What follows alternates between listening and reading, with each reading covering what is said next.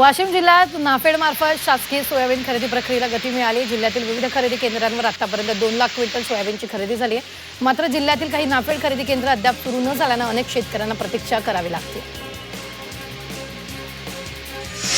निफाड आणि येवल्यात वातावरणातील बदलाचा मोठा फटका द्राक्ष पिकाला बसतोय। द्राक्ष मण्यांना तडे जात असल्यामुळे मोठं नुकसान होत आहे। थंडीमुळे द्राक्षाच्या उत्पादनावर परिणाम होत असल्याने शेतकरी चिंतेत आहेत।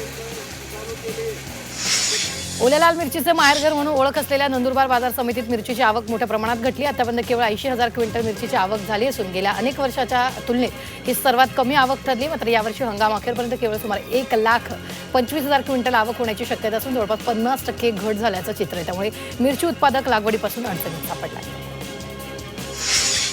नंदुरबारमधील शेतकऱ्यांना एकाच ठिकाणी आपल्या शेतमालाची विक्री करता यावी यासाठी महाराष्ट्र राज्य सहकारी आदिवासी महामंडळाच्या वतीने 10 ठिकाणी भर धान्य खरेदी केंद्रांना मंजुरी देण्यात आली। 8 केंद्रांवर शेतकऱ्यांची नोंदणी प्रक्रिया सुरू केली आहे।